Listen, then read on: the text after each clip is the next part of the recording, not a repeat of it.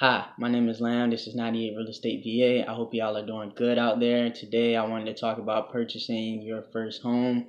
For many people, this will be the biggest purchase they will ever make. They are scared, they are nervous, they are anxious, and I'm just here to tell you there's nothing to be scared or nervous or anxious about. As long as you do your research, you do your due diligence, it can be a very enjoyable process. I bought my first house when I was 20 years old, and everything is going fine for me so far. I'm sure that you can do the same, especially if you take my advice and watch my videos. So how I'm going to do this video at the beginning, I'm going to give you the quick, easy, simple version on how you buy a house. Then I'm going to expand upon it a little bit. And then lastly, I'm just going to ease fears that come with buying a house, because I think a lot of people say, well, how do I buy a house? Buying a house is not hard. I'm going to explain that. You're going to see. I think a lot of people are just scared. So I want to ease some of those fears that you may have.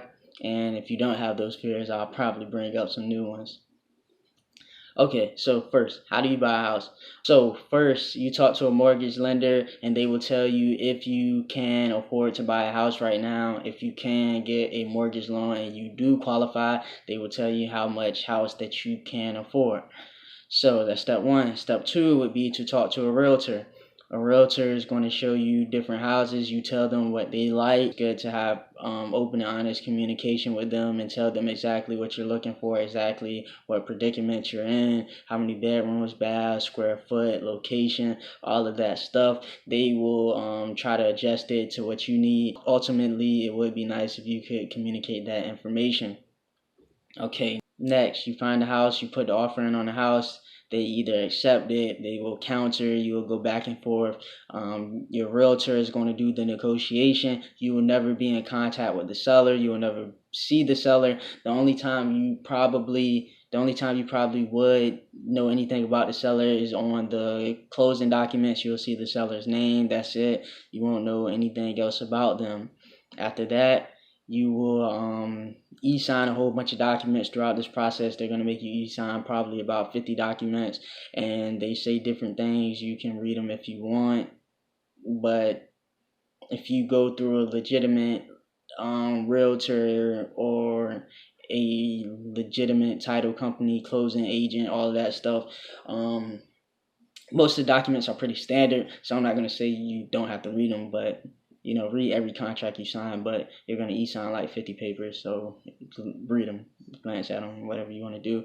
And after that, you will go to closing, and you'll pay your payment, whatever that be, your closing costs, your down payment. You'll pay that. You'll go to closing. You'll sign all of those 50 papers. You'll sign those papers in person, and then after you sign those papers in person, you'll get your keys and you bought a house. So, like I said, it's not that simple from start to finish. You talk to a lender. You talk to a realtor. You put an offer in on the house. You sign the papers. You pay mortgage for 30 years. Like, it's really that simple. And I know I'm oversimplifying it. I know a lot of people are scared, but that's really all you do. You sign a whole bunch of papers, you pay your money, you buy a house, and then you pay the mortgage for 30 years, or 15 if you get a 15-year mortgage.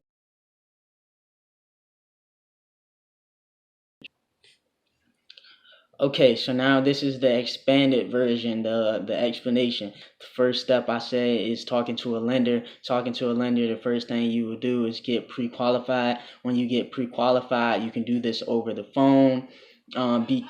Be careful who you give your information out to, because not because they're dangerous, but because they're going to keep calling you. They're going to keep calling you. They want their sales. That's what they do. That's how they get their money. They're based off of commission. So you don't want to give a lot of different lenders your information if you're not really serious. If you just want to see, then just one lender is fine. All of them, when they talk to you, they should give you their lender authorization number. All of this is public information. So if you talk to a lender, get their name, get that loan number, and Google them before you give them any personal information. They should come right up.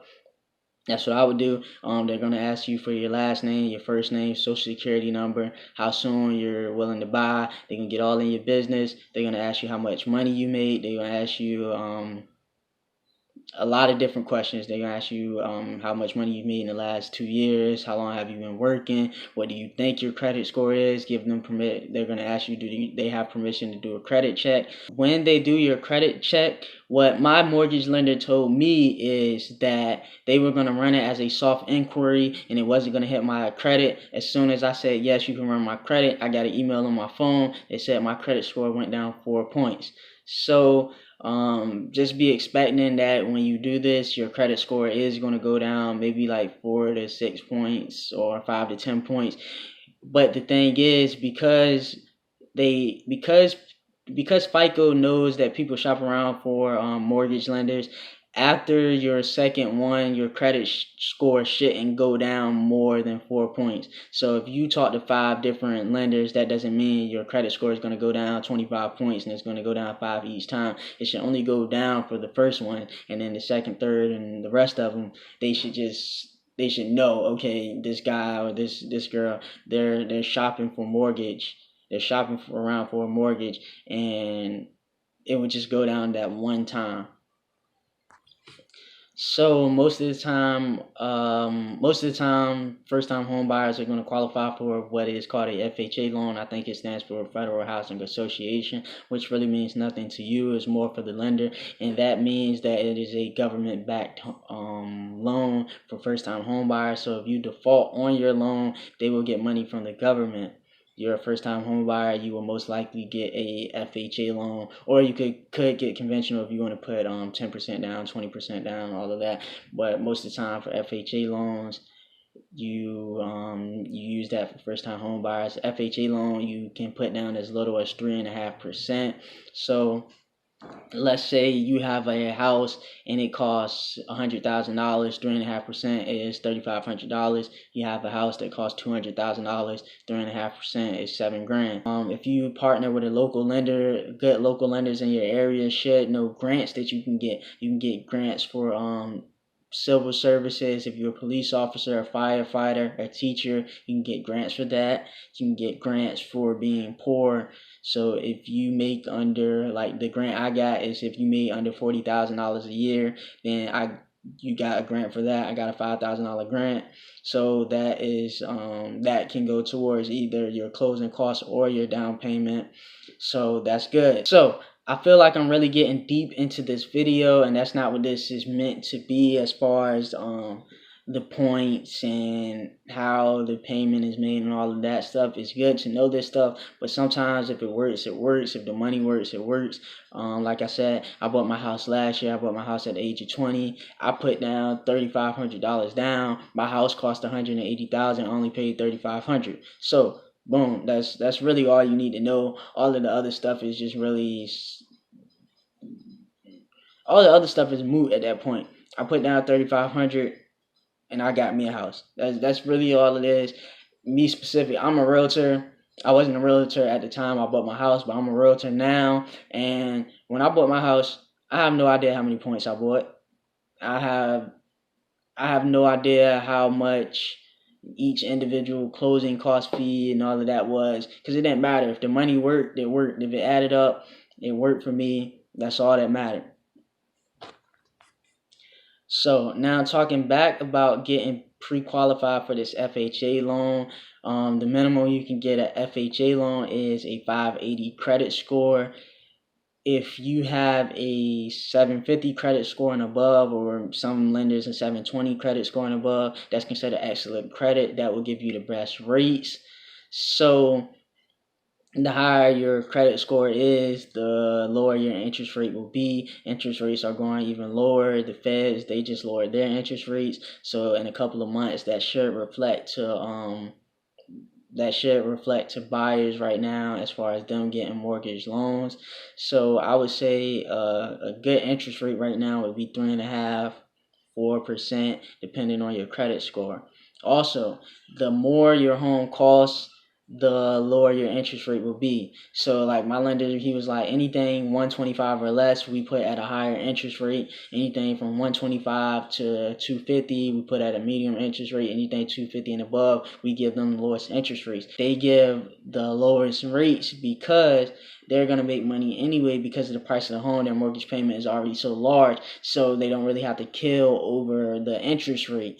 So the lower your home cost, the little bit higher your interest rate may be, and I think that's why my interest rate was a little bit higher, and I'm also about to refinance to get that down.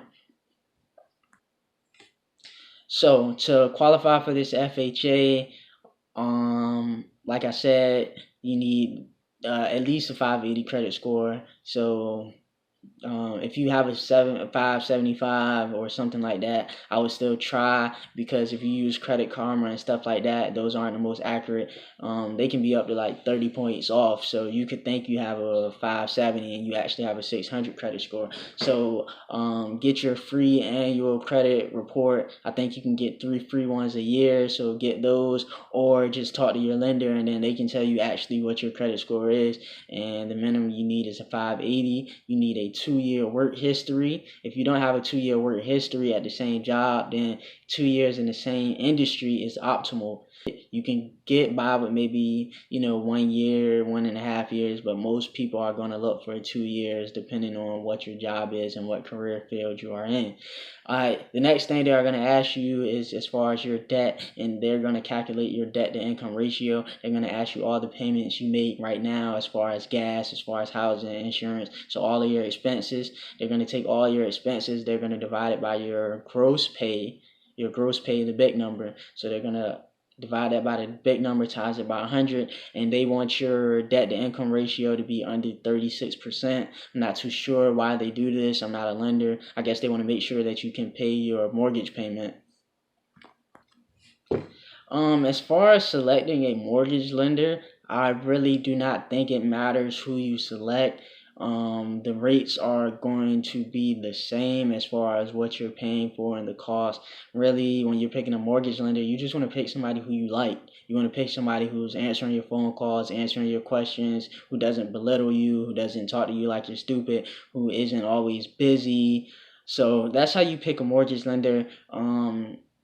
They'll have something called origination fees. An origination fee is basically their fee for charging you the loan. This is going to be anywhere from 0.5% or 1%.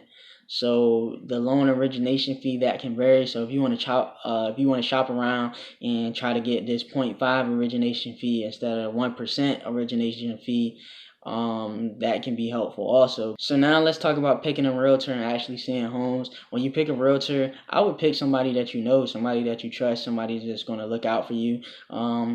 Most realtors are going to give you the same thing. The only thing that you pay for and that's different with your lender is how well you like them.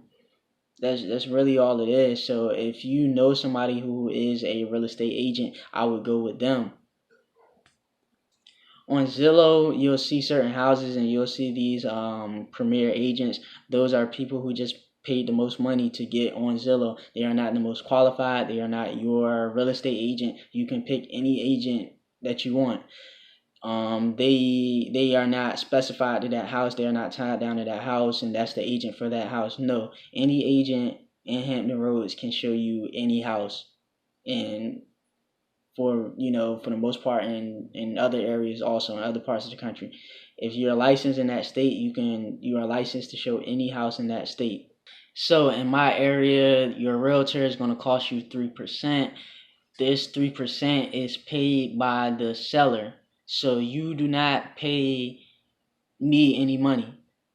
So that 3% is not paid out of pocket from you, so you don't have to worry about, is he just in it for the money? You're not paying me anyway. The seller is paying me. So that's good news for you. The expenses for buying your house are the 3.5% that you will pay for your down payment, the 3% that you will pay at closing costs, and the 3% commission that you pay your agent. But that 3% commission that you pay your agent will most likely be paid for by the seller. And also you can get closing cost assistance also. So more than likely you'll pay your down payment, you'll pay closing costs, which is a number of things that are wrapped up within the closing. And within the closing costs, you can get assistance for that via grants or through the seller also. So what is a realtor going to do for you? You're paying or you're not paying, but you're paying, somebody's paying this 3% for this realtor. What is this realtor doing? So a realtor is going to negotiate on behalf of you. So you will not come in contact with the seller. It's going to be agent to agent. We're going to be talking. We're going to be negotiating. I'm going to be negotiating on your better half. They're going to be negotiating on the seller's better half. So I'm going to try to get you certain things. I'm going to try to get them to pay for the inspections. I'm going to try to get them to pay for their appraisals. I'm going to try to get them to pay for the title search. So stuff like that. I am going to lead you in the right direction as far as fair market value. So when you're buying a house, you definitely don't want to overpay. So what I'm going to do is pull the comps or comparables, and I'm going to look at other recently sold houses in the area, and I'm going to determine if they have the house that's listed at a fair market price. So if you're looking at a home and it is selling for 300,000, and then you look around in the surrounding neighborhoods and the same 3 bedrooms, 2.5 baths, 1,500 square feet are selling for $200,000. We're not going to pay $300,000 for a $200,000 house. So realtors, they have access to the MLS, and that is the multiple listing service. It is not like Zillow. It is where all the houses go up for sale, and it is unique in the fact that it is more up to date, and all the realtors in your area have access to it. So we instantly know when houses are going up for sale or being sold, and that's very much needed. When I was trying to buy my house, I would go on Zillow and I would say, hey, I like this house, I want to go take a look at it, and I would send it to my realtor, and they'll say, oh, this is already sold. So websites like Zillow, Realtor, Trulia, all of those, they are really outdated. So if you're trying to buy a house just based off of one of those websites, that is most likely not going to happen unless it was just recently put up there within the last maybe 24 hours. But if you look at something that's been up there for 5 or 6 days, most likely that house is already sold. So you need somebody that is getting fast, accurate, up-to-date information that is not on Zillow. So your realtor should have access to the MLS, and most realtors do. When you're buying a house, your realtor is going to ask you questions like how many bedrooms, bathrooms, square feet, backyard. You're going to have that wish list like you see on TV. They're going to show you properties in your price range. They're going to help you figure out what your price range is. And as you see more and more houses, you'll tell them what you like, you'll tell them what you dislike, and they'll try to pick and cater more houses to your specific needs. So when you pick a house you like, you'll put an offer in. Most likely they'll counter, most likely you'll counter. Eventually the offer will get accepted. After that, you will get a home inspection, you will get an appraisal, you will get a termite moisture inspection, you will get a title search, and after all of that, you will go to closing, you will sign your papers, and you will get your keys.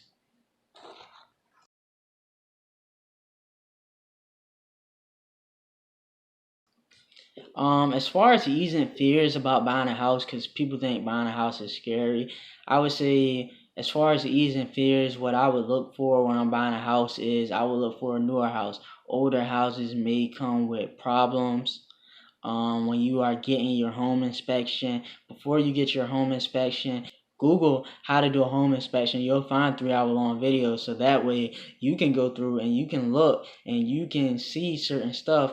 So that way when you look through the home, you know what to look for, and your realtor should offer that also. They should be able to point out stuff for you. If it's cracks in the wall, cracks in the ceiling, the floor dips down a little bit, if anything is cosmetically wrong with the house, anything minor like that, they should be able to tell you what they are looking at and any potential problems that you may have. If it's a spot on the ceiling, that may indicate a water leak, stuff like that.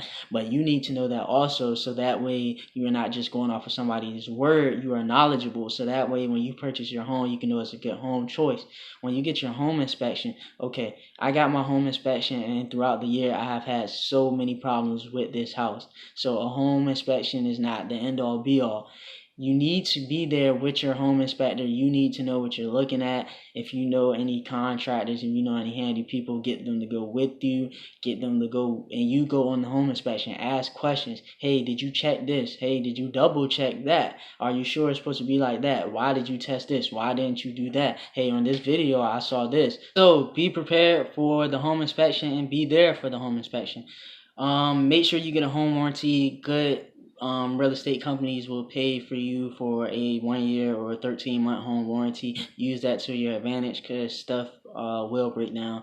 I don't care how good of a house you get or how much newer of a house you get, stuff is going to break down. So get you a good home warranty. And like I said, try to buy a newer house. That can help. Older houses can have problems. Research the company who built the house and see if they built good quality houses, or the construction team. That's another good way to make sure you aren't getting a beater of a house. You can get a beater house if you did not know. Make sure you have an emergency fund. So you should have an emergency fund of what your new expenses are after you are going to be in the house. I would say maybe 2 to 3 months, and then as the months go on, you can up that to 6 months as you go through your house. So if your mortgage is $800 and then all of your other expenses come up, and then you add it's $2,000 a month, have $6,000 a month after closing. So that way, when stuff breaks down, because stuff is going to break down, you get back and forth with your home warranty. Your home warranty won't cover stuff. They should cover stuff, but if they won't cover stuff, that way you can get this stuff fixed. Or if you lose your job, you can still pay your mortgage. Another thing, make sure you have good job security. Make sure you have good job security before buying a house. You don't want to buy a house, I bought a house, and then you lose your job. Oh no, then you foreclose on your house. So you don't want to do that. Make sure you have good job security, and that's another reason why they like 2 years of work history. So I hope I eased all your fears. If I missed anything or you have any questions, comment below, let me know. I hope I didn't oversimplify things. I hope I didn't undersimplify things. But as far as buying a house, is really not that hard. Like I said, I think the biggest thing that people have with buying a house is, for one, their credit. So if you didn't know that you could get a mortgage with as low as a 580 credit score, there you go. You can get a mortgage with as low as 580. FHA, 3.5% down. So $3,500 is what I paid. You could pay even less if you have a VA loan. It's 0 down payment loans, programs that they have for first-time home buyers. So you could put nothing down. So I hope I ease fears as far as credit score, how much you have to put down. Like I said, ask questions to your home inspection. Even if you don't know if their answers are right, just ask them. And if they're like then ask for a new home inspector. Don't pay them. Tell them to stop, and just get you a new home inspector. Just ask as many questions as possible. Follow them around. Ask them if it's okay. Make sure you have that emergency fund. Another people are concerned about repairs, because oh my God, if my HVAC goes out. I have a home warranty on my house that should cover if my HVAC goes out, and then my mortgage company just sent me something else that was like another type of home warranty. So there's so many warranties out there that you can get, because stuff will break down. Definitely utilize those at least for the first 2 years at home, because that way you can know what's going on with your home, and then maybe after 2 years you can kind of know what is going to break and what's not going to break. At least have time to go through the seasons, go through a fall, summer, spring, winter, and you can know what's going to break down in your home. So have those for at least 2 years, and then keep an emergency fund.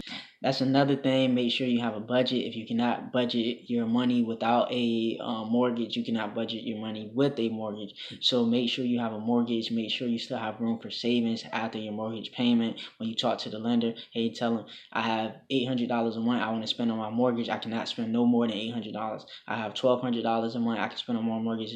Don't want to spend more than $1,200. Like me, they approved me for loans like twice as much that I could afford. I was like, I can't afford those payments, but they'll still give them to you. That's what they do. You don't want to take those. Say, hey, this is how much I afford. I don't want to go above this. That's going to blow my budget. So make sure you're disciplined with that. Make sure you have a budget. And thanks for watching 98 Real Estate VA.